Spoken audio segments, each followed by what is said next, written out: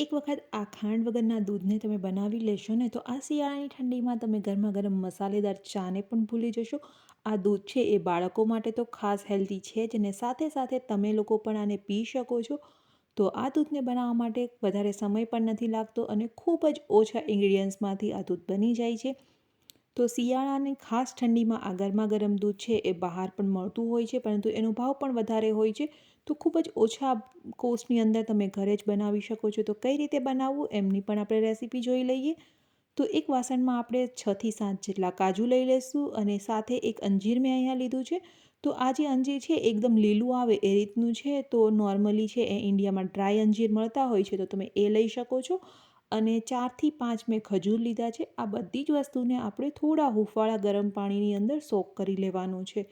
તો લગભગ 15 મિનિટ માટે આપણે એમને સોક કરવા માટે મૂકી દઈશું. તો અત્યારે આપણે જે દૂધ બનાવીએ છીએ એ 2 ગ્લાસ જેટલું દૂધ બનશે. તો 2 વ્યક્તિ માટે એકદમ પરફેક્ટ છે. તો તમારા ઘરમાં જેટલા પણ લોકો હોય એ રીતે તમે જે ડ્રાયફ્રૂટ્સની ક્વોન્ટિટી છે એમને વધી ઓછી કરી શકો છો. તો અહીંયા આપણા ડ્રાયફ્રૂટ્સ એકદમ સરસ રીતે સોક થઈ ગયા છે. હવે એમને આપણે મિક્સર જારમાં ટ્રાન્સફર કરી લેવાના છે. તો બધી જ વસ્તુને મિક્સર જારની અંદર ટ્રાન્સફર કરી લઈશું અને એકદમ સરસ રીતે બ્લેન્ડ કરી લેવાની છે. તો આપણી જે ખજૂર અને અંજીરની એકદમ પરફેક્ટ પેસ્ટ તૈયાર થઈ જશે. તો આ રીતની આપણી પેસ્ટ બનીને બિલકુલ તૈયાર થઈ ગઈ છે. જ્યારે પણ આપણે ખજૂરવાળું દૂધ ઘરે બનાવીએ છીએ ત્યારે આપણું દૂધ છે એ ફાટી જતું હોય છે, એ કમ્પ્લેન્સ હોય છે બધાની. તો ખાસ ધ્યાન આપણે શું રાખવાનું છે દૂધ બનાવતી વખતે, કે દૂધને પહેલાં આપણે એકદમ પરફેક્ટ રીતે ગરમ કરી લેવાનું છે. 2 થી 3 ઉભરા આવે ત્યાં સુધી ગરમ કરી લઈશું.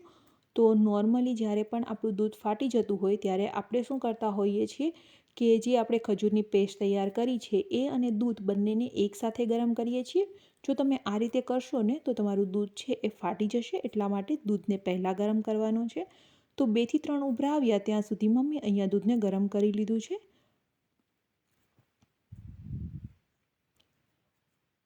દૂધ આપણું એક વખત ગરમ થાય ત્યારબાદ આપણે જે ખજૂરની પેસ્ટ તૈયાર કરીને રાખેલી હતી એ પેસ્ટને એડ કરી દેવાની છે.